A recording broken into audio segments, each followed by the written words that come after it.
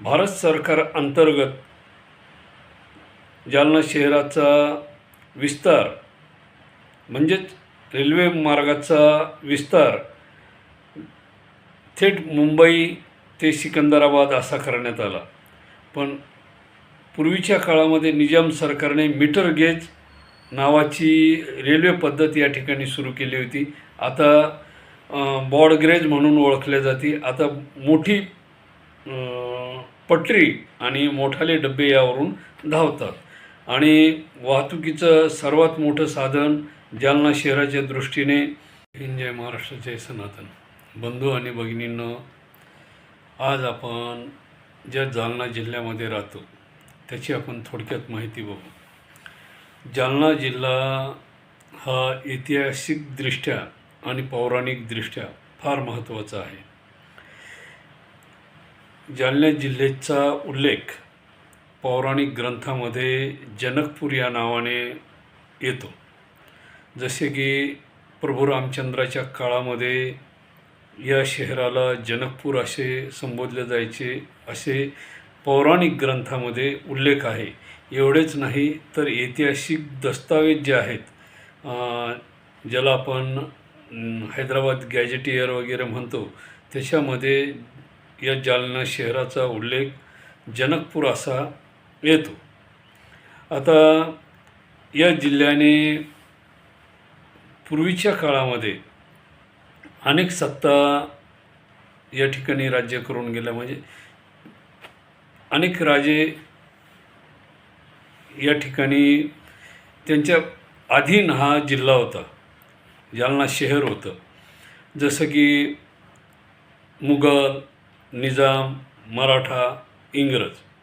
प्रत्येकाच्या काळामध्ये ह्या जिल्ह्याचं वैभव हे विशिष्ट अशा प्रकारचं होतं आणि ही एक फार मोठी बाजारपेठ त्या काळामध्ये सुद्धा होती.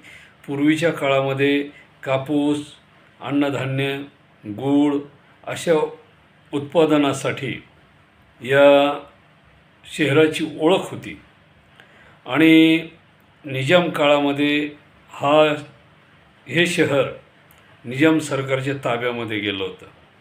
तर स्वातंत्र्योत्तर काळामध्ये या जिल्ह्याची पहिली तालुका म्हणून नोंद करण्यात आली. त्या ठिकाणी संभाजीनगर जिल्हा होता, म्हणजे पूर्वीचा औरंगाबाद, आणि औरंगाबाद जिल्ह्याअंतर्गत हा जालना तालुका त्या काळामध्ये होता. परंतु 1 मे 1981 साली जालना जिल्ह्याची निर्मिती झाली. त्यामध्ये असा ठराव पास करण्यात आला की पूर्वीच्या औरंगाबाद जिल्ह्यामधून काही क्षेत्रफळ आणि काही परभणी जिल्ह्यातून क्षेत्रफळ असं ओढून ताणून या दोन्ही जिल्ह्याच्या मधून या जालना जिल्ह्याची निर्मिती करण्यात आली. त्यावेळेस जालना, स्वतः, अंबड, मंठा, परतूर, भोकरदन असे हे 5च तालुके त्या काळामध्ये होते. नंतरच्या काळामध्ये घनसावंगी, बदनापूर असे तालुके निर्माण झाले आणि आज एकूण तालुक्याची संख्या ही 8 आहे. तर मराठवाडा अंतर्गत म्हणजे मराठवाडा विभागामध्ये जो संभाजीनगर भाग येतो, त्या संभाजीनगर भागामधील जालना हा महत्त्वाचा जिल्हा आणि महत्त्वाची बाजारपेठ अशी आहे. आणि या जालना जिल्ह्यामध्ये पहिली रेल्वे हैदराबाद गोदावरी मनमाड ते सिकंदराबाद निजाम सरकारच्या काळात सुरू करण्यात आल्याचा ऐतिहासिक नोंद आहे. परंतु नंतरच्या काळात 1966 साली भारत सरकार अंतर्गत जालना शहराचा विस्तार म्हणजेच रेल्वे मार्गाचा विस्तार थेट मुंबई ते सिकंदराबाद असा करण्यात आला. पण पूर्वीच्या काळामध्ये निजाम सरकारने मीटर गेज नावाची रेल्वे पद्धत या ठिकाणी सुरू केली होती. आता ब्रॉडगेज म्हणून ओळखल्या जाते. आता मोठी पटरी आणि मोठाले डबे यावरून धावतात आणि वाहतुकीचं सर्वात मोठं साधन जालना शहराच्या दृष्टीने हे रेल्वेचं आहे. दक्षिण मध्य रेल्वे म्हणून 1966ला 2 ऑक्टोंबर 1966ला त्याला मान्यता मिळाली आणि जालना शहरातून दक्षिण मध्य रेल्वे ही मुंबई ते सिकंदराबाद अशी धावायला सुरुवात झाली. त्याच्यामध्ये अनेक जंक्शन याला अटॅच झालेले आहेत, जसे मनमाड जंक्शन, त्यानंतर पूर्णा जंक्शन, नांदेड जंक्शन, असे वेगवेगळे जंक्शन याला अटॅच झाले आणि 2003 साली नांदेड विभागाअंतर्गत जालना शहर नांदेड विभागाला दक्षिण मध्य रेल्वेच्या विभागाला जोडण्यात आले. हा झाला रेल्वे मार्गाचा इतिहास. आता बस मार्ग. जालना शहरामधून अनेक महामार्ग गेलेले आहेत. म्हणजे बस आणि ट्रक वाहतुकीसाठी जो रस्ता असतो ज्याला महामार्ग म्हटलं जातं, राष्ट्रीय महामार्ग, तसे राष्ट्रीय महामार्ग या ठिकाणाहून समृद्धी महामार्ग गेलेला आहे. पूर्वीच्या काळामध्ये औरंगाबाद ते नांदेड हा मार्ग होता. त्याच्यानंतर 211 राष्ट्रीय महामार्ग हा जालना जिल्ह्याच्या बऱ्याचशा भागामधून गेलेला आहे शहागड मार्गे आणि 211 हा पुढे राष्ट्रीय महामार्ग 6ला अटॅच झालेला आहे. या जालना शहरातून इकडे विदर्भामध्ये नागपूर, यवतमाळ, बुलढाणा, चिखली अशा मार्गाने वाहतूक होते आणि खाली नांदेड, त्याच्यानंतर मंठा, जिंतूर, परभणी, हैदराबाद अशी वाहतूक राष्ट्रीय महामार्गाने होते. त्याच्यानंतर इकडे बीड, पंढरपूर, सोलापूर, त्याच्यानंतर लातूर अशी वाहतूक या ठिकाणाहून होते. तसेच पश्चिमेला पुणे, नाशिक, संभाजीनगर, वेरूळ, त्याच्यानंतर नाशिक अशा विविध ठिकाणी या ठिकाणाहून वाहतूक व्यवस्था सुरू होती.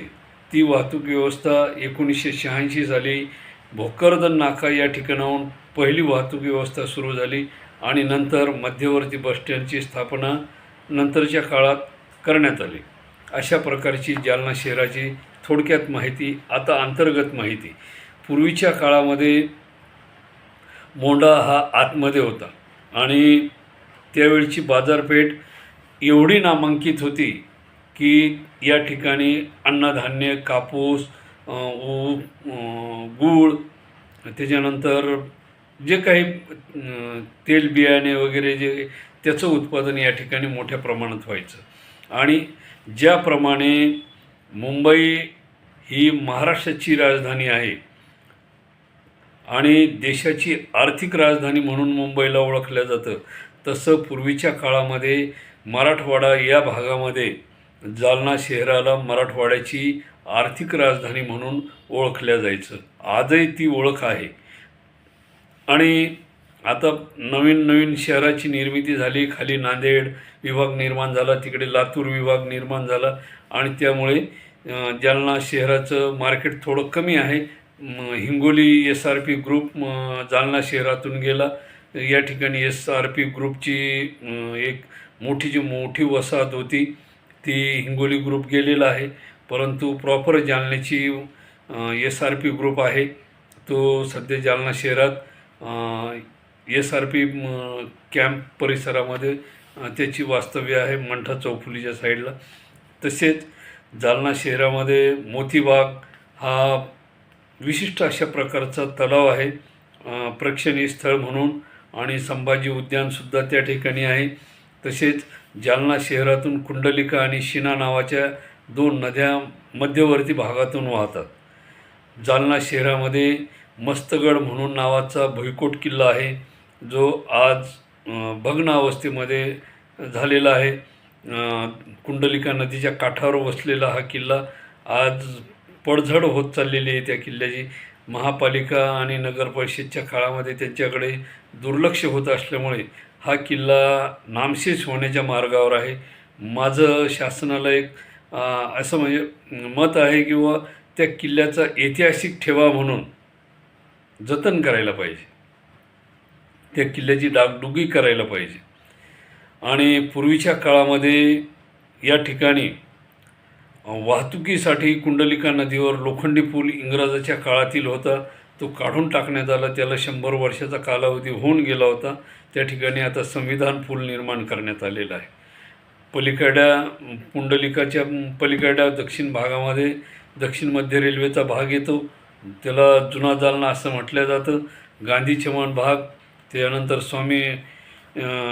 आनंद स्वामी मंदिर, शनी मंदिर, त्याच्यानंतर गणपती गल्लीत पूर्वीच्या काळामध्ये लाटा स्थापन केल्या जायच्या, ज्या राजा देऊळगाव या ठिकाणी बालाजी मंदिरामध्ये जशा लाट उत्सव केला जातो तसा लाट उत्सव त्या गणपती गल्लीमध्ये केला जायचा असं सांगितलं जातं आहे.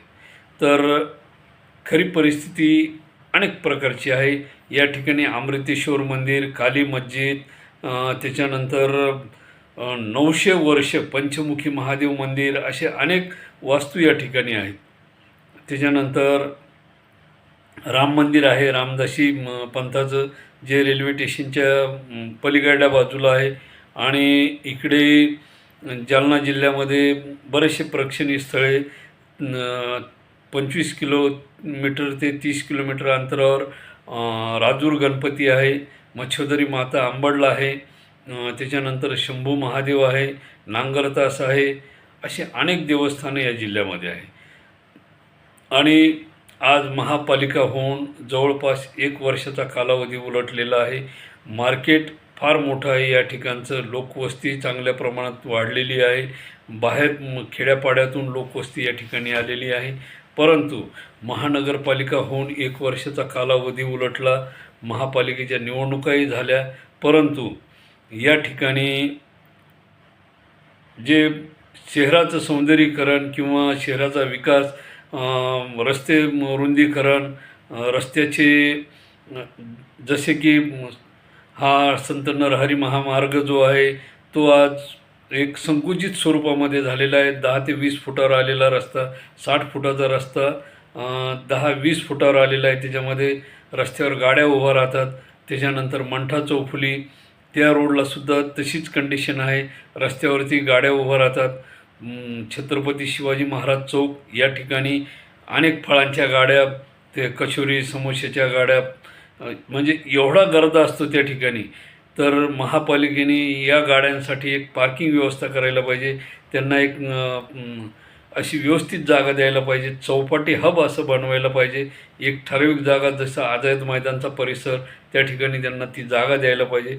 चहूकडून त्यांनी त्या गाड्या लावायच्या, मध्यभागी सर्वांनी खुर्च्या वगैरे टाकून बसायचं आणि त्या ठिकाणी तो स्वाद घ्यायचा, आनंद घ्यायचा. आणि रस्त्यावर कुठेही गाडी नसायला पाहिजे, जेणेकरून वाहतुकीला अडथळा होईल. कारण फार अडचण होते त्याच्यामध्ये. भोकरदन नाका ते छत्रपती शिवाजी महाराज चौक किंवा उडपी हॉटेल या परिसरामध्ये जो कपडा बाजार आहे, त्या कपडा बाजारामध्ये एवढी अडचण आहे की पायी चालणाऱ्या माणसालासुद्धा चालता येत नाही. त्याच्यामध्ये जो फुटपाथ तयार केलेला आहे, म्हणजे पायी चालणाऱ्या माणसासाठी रस्ता, पादचारी लोकांसाठी, त्या रस्त्यावर वाहनाची पार्किंग केल्या जाते. पार्किंग व्यवस्था मार्केटमध्ये नाही आहे. ती मार्केट व्यवस्था महापालिकेने करायला पाहिजे, जेणेकरून अडचणी निर्माण होणार नाहीत. सराफा बाजार, नेहरू रोड एवढा अडचणीचा झालेला आहे की 2 रिक्षा जर समोरासमोरून आल्या तर पायी चालणाऱ्या माणसाला त्या रस्त्यावरून चालता येत नाही. आणि महापालिकेने या बारीक सारीक गोष्टीकडे लक्ष द्यायला पाहिजे. काल परवा मी गाडी दुरुस्त करण्यासाठी संध्याकाळच्या वेळेला त्या CTMK शाळेच्या पाठीमागं गेलो होतो, गॅरेज लाईनला. तरी रात्रीचे 8-8:30 वाजले असतील. तुम्हाला सांगतो, एवढा अंधार त्या ठिकाणी, रोडला कुठंच लाईट नाही. सर्व दुकानं बंद झालेल्या होत्या. एवढा भयान अंधार होता की भीती वाटत होती. म्हणजे महापालिका होऊन 1 वर्ष झालं आहे तरी रोडला लाईट नाही. बऱ्याचशा भागामध्ये जालना शहराच्या लाईट नाहीत. माझं म्हणणं आहे जे लोक लाईट फोडत आहेत त्यांच्यावर कडक कारवाई व्हायला पाहिजे. त्यांना शिक्षा व्हायला पाहिजे, दंड व्हायला पाहिजे. तसंच रेल्वे स्टेशन ते अलंकार टाकीपर्यंतचा रस्तासुद्धा फार अडचणीचा झालेला आहे. तो संविधान पूलसुद्धा लहान पडतो आहे वाहतुकीच्या हिशोबाने. आणि विशेषतः म्हणजे मुथा बिल्डिंग करून त्या खालच्या पुलावरून जाण्याऐवजी लोक त्या संविधान पुलावरूनच जात आहेत. तसेच छत्रपती शिवाजी महाराज चौकामध्ये सुद्धा तीच परिस्थिती होते. उडपी हॉटेलकडून रामनगर परिसरामध्ये पोलीस कॉलनीमध्ये येणारे लोक छत्रपती शिवाजी महाराज चौकाला वेढा मारण्याऐवजी त्या राजमिलन हॉटेलपासून गोपाळ टीपासून आउटसाईडनं शिरतात. ॲक्सिडेंट होण्याची भीती असते. ह्या मार्गामध्ये एक तर उड्डाणपूल बांधण्यात यायला पाहिजे. मोठमोठाले उड्डाणपूल बांधणं फार गरजेचं आहे. कारण या ठिकाणी काय होतं की आणि वाहन चालवण्याचा नियम माहीत नसल्यामुळे रिक्षावाले असो टू व्हीलरवाले असो यांना भीती नसते की ॲक्सिडेंट होईल म्हणून. ज्यावेळेस ॲक्सिडेंट होतो त्यावेळेस मारामारी होते. भर चौकामध्ये एकमेकाला मारल्या जातं. कायदा सुव्यवस्था कमी पडतो आहे. जालना शहराच्या हिशोबाने पोलीस प्रशासन हे कमी पडायला लागलेलं आहे. महापालिकेचे कर्मचारीसुद्धा कमी पडायला लागलेले आहेत लोकसंख्येच्या हिशोबाने. आणि त्या हिशोबाने पोलीस प्रशासनाची जी कुवत मोठ्या प्रमाणात पाहिजे ती कमी पडते असं मला तरी वाटतं आहे. बऱ्याचशा ठिकाणी मारामाऱ्या होत आहेत, मर्डर होत आहेत, खून होत आहेत. जे काही अडचणी असतील ते कायदा सुव्यवस्था कमकुवत पडत असल्यामुळे म्हणा किंवा शासनाचं दुर्लक्ष असल्यामुळे म्हणा, ज्या काही अडचणी असतील त्या शासकीय स्तरावर. परंतु अशा घटना पहिले तर जालना नामांकित आहे. तर त्या हिशोबाने शासनाने पर्यायी व्यवस्था करायला पाहिजे. रोडचं अतिक्रमण हटवायला पाहिजे. रोडवर अतिक्रमण हटवल्यानंतर त्या ठिकाणी परत लोक अतिक्रमण करणार नाहीत. त्यांना दंड शिक्षा वगैरे हे होणं गरजेचं आहे. बरेचसे लोक रस्त्यावर कचरा टाकतात. ते कचरा टाकू नये त्याच्यासाठी त्यांच्यावर कडक निर्बंध लावावे. किमान जो रस्त्यावर कचरा टाकीन त्याच्याकडून तेवढा परिसर स्वच्छ करून घ्यायचा. त्याला 3 महिने सजा द्यायची, जेलमध्ये टाकायचं आणि त्याच्याकडून दंड वसूल करायचा. तोपर्यंत सुधारणार नाही पब्लिक. कोणी असो, मी असो आणि त्याला मध्यस्थी करणारा वकील असो, आमदार असो, खासदार असो, जो कोणी असेल त्याला सोडवायला आलेल्या व्यक्तीला ज्यानं ते कचरा वगैरे घाण केली, नाल्यामध्ये टाकला कचरा, अशा व्यक्तीला सोडवायला आलेला कोणी असो, म्हणून आमदार असो, खासदार असो, कोणी पोलीसवाला असो, जे कोणी असेल त्यांनासुद्धा त्या वकिलालासुद्धा आतमध्ये टाकायचं. म्हणजे ती एक काय होईल, लोकांना जाणीव होईल की नाही बाबा रस्त्यावर कचरा टाकल्यावर शिक्षा होते आणि आपल्याला कोणी सोडवायला येत नाही. जो सोडवायला येतो त्यालासुद्धा सजा होते. त्याच्यापेक्षा आपण आपल्या घरामध्ये कुंडी करायची. जेव्हा गाडी येईल आणि प्रत्येकाला फोन नंबर आहे, प्रत्येक नगरसेवकाचे फोन नंबर आहे, प्रत्येक माणसाकडं प्रत्येक वार्डामध्ये नंबर लावलेले आहेत. गाडी येते, ट्रॅक्टर येतं. मग ह्यांनी 1 दिवस थांबायला काय अडचण आहे. गाडी आल्याशिवाय कचरा जो रस्त्यावर टाकीन त्याला तिथंच सजा व्हायला पाहिजे. म्हणजे ही जोपर्यंत व्यवस्था लागू होणार नाही तोपर्यंत रस्त्यावर घाण होणार नाही, वास सुटणार नाही. रस्त्यावर कुत्रे, गाई, म्हशी आणि ते खाण्यासाठी मुख्य जनावर येते, गाई, बकऱ्या वगैरे, आणि त्याच्यात कुत्रेसुद्धा येतात. आणि मग त्यांच्या भांडणामध्ये काय होतं, ते रस्त्यावर आल्यानंतर 2 व्हीलर असो, 4 व्हीलर असो, ॲक्सिडेंट होतं आणि बऱ्याचशा दुर्घटना घडतात. असं व्हायला नको. त्यासाठी हे कडक निर्बंध लावणं गरजेचे आहे. आणि रस्त्याची अवस्था फारच बिकट होत चाललेली. सध्या संत नरहरी महामार्गावर एवढी अडचण आहे सुवर्णकार नगरमध्ये की लोक पडायला लागलेत.